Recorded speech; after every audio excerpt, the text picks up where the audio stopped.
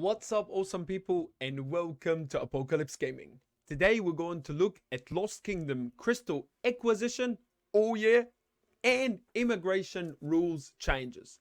Let's go.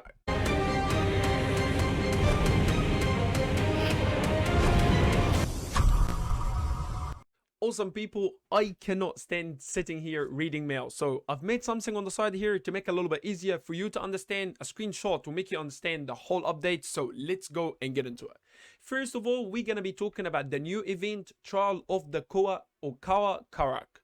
And this one will be unlocked in the Lost Kingdom, and we can gain crystals and season coins from it. Sound pretty exciting and a great step towards extra crystals. And then there is something very interesting. It says exactly like that in the update. Discounted legendary commander sculptures will be available in the season shop. That makes me so excited. And not only that, they're gonna be changing the random legendary material chest into a choice chest, which makes it fair, because I have seen a lot of legendary bones, which is not really fair. You know, getting bone material legendary is pretty heartbreaking. So it's pretty good step. But I am really excited to see how much it will cost to buy one legendary commander sculpture from the season shop. But the question is, did you save your coins? I can see the smiles. Lucky you. Only 500,000 for me. I'm not sure how much I'm gonna be able to buy with this, but hey, it's pretty exciting to be able to use season coins for something new, and a lot of people in the community been talking about it for quite some time, so I'm sure some of you would have been cautioned and kept some coins aside to look forward for this update. We'll look at the third thing here. There is another update gonna be coming out.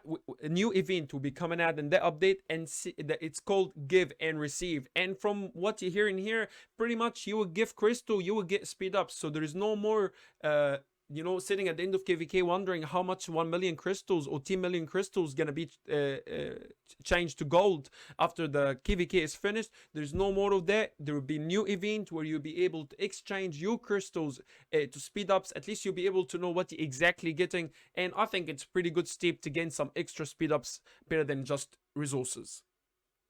And just a note for you, they also mentioned in the update that they will not be giving gold anymore for crystals at the end of KVK. There is something, this update will remove this from existing, so there is no more gold for crystal anymore.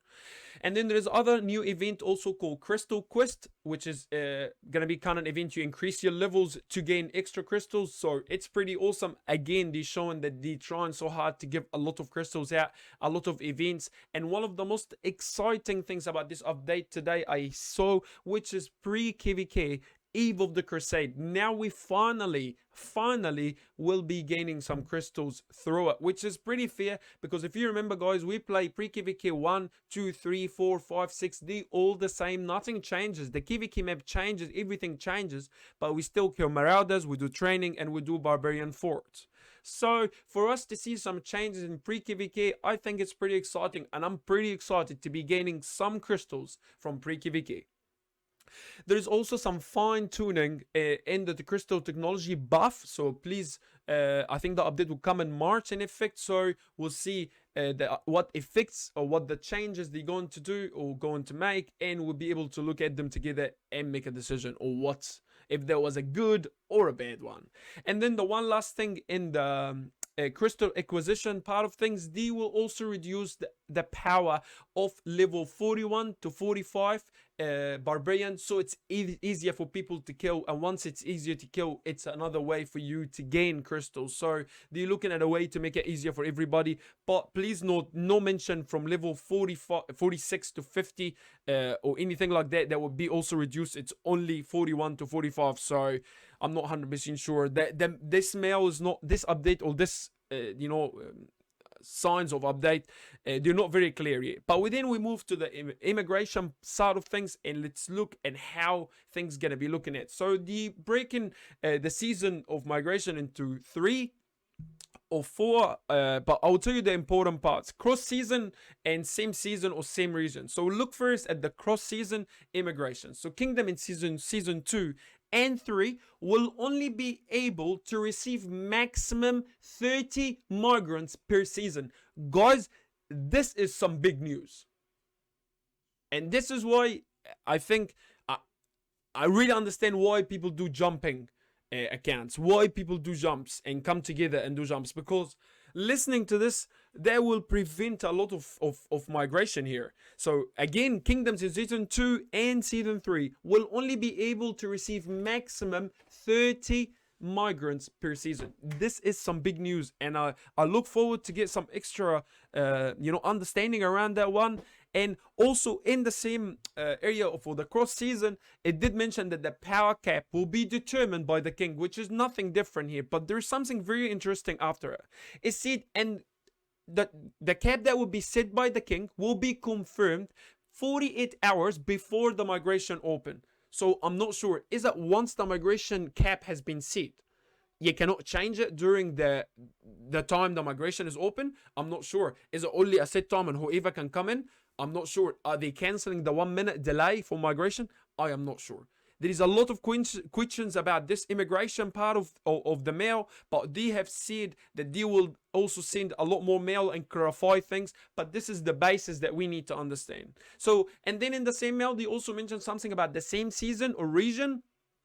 Just to let you know what I mean by region are the surrounding 8 kingdoms around you. When you play Xenos of Power, you find that you're playing against another 8 kingdoms. These are the kingdoms that they mean by same region. So if you go into the same season, so from KV2, KVK2, KVK3, KVK3, migration, your character cannot be 90 days older than the kingdom. So if you have an account that been dead for 2 years in a KVK, but you can't be in KVK2 if your account is dead in 10 days, for 100 days, you know what I mean? So it kind of makes sense. So your account cannot be 90 days older than the kingdom or your destination, and there is no limits on how many migrants gonna be open, not like the cross season, which is only determined that only 30 will be available. But guys, what I'm listening and hearing here, that people that go into KVK2 caused a lot of problems. I was never supportive of a well or a strong player that been playing the game for 500 plus days migrating back to KVK2. I don't think it's fair on these people. I know they're trying to build the kingdom, they're trying to attract migrants, but bringing someone with that much knowledge, equipment, power to their kingdom is so hard. And you can see the feedback to Lilies has been heard, because they're going to be blocking most of this immigration going forward. So going to KV2, KVK3, coming as an Imperium was 50, 100 wells, it's not going to happen anymore. And then again, no power limits for the kingdoms has been changed. I looked at them, they were exactly the same. And now there's something like a new thing that they added, which is you can select the kingdom you want to migrate to, and Lilies will send you a notification. Like, for example, I would like to migrate to 1860. I always want to migrate to 1860. So I would say, okay, I'm going next week to migrate to 1860. So what I will do, I will go check. Oh, they are in the middle of KVK. So what I will do, I'll be able to click on a button, and that button will set like an alarm or notification that when the kingdom is out of the KVK or the season of conquest and it's available to accept migrants, I will get a notification to tell me, hey Apple, guess what? 1860 is ready for you, pack and go. So I think it's pretty cool. But there is one thing at the bottom of the mail which I would like to show you guys, and just bring it here to the front. So it says here, guys, and this I think is very important. And I think we need some clarification around this one, because I personally do not understand fully what they mean. I will just tell you something before I read this mail. If you go through my videos, which I'm going to put the link up here, you remember some of my friends migrated to KVK2 and they got like 75 passports for free. Okay? And that was crazy. Everybody with Season of Conquest equipment migrated to season KVK2. I believe in KVK3 too. Got exactly the same amount of passports they need to migrate back to Season 4. So if you were 100 million power, you got 75 passports for free. But what I read at the bottom here says, these changes will come online in mid-March. Okay. And we will receive an official details notification before they come into effect. Which means if you KVK before March, do not spend a cent in the season coin. It doesn't matter what you want, you should not spend until you see what is the new layout will be. And as an incentive for governors considering immigration to immigrate in good time, we will send a new world bundle to all governors who migrate before the changes take place. This does not conflict with the original bundle, so I'm not sure.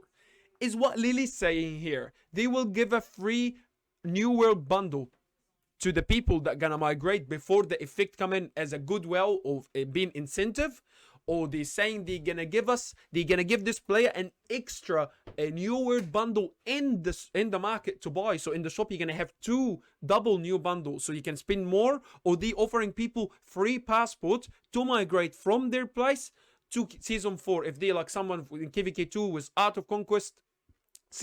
Art of Conquest, another game. Season of Conquest equipment, they offer them free passports to migrate back to KVK4. I'm not 100% sure, but a season where we will send New World bundle to all governors who migrate before the changes take place. If you understand a little bit more than me, sometimes there is an in and out of these emails or these mails, so if you understand a little bit more, please let me know. But overall, guys, I hope that helped you. I thought I will write something down to make it a little bit easier than reading all these mails, but hey guys, this is it.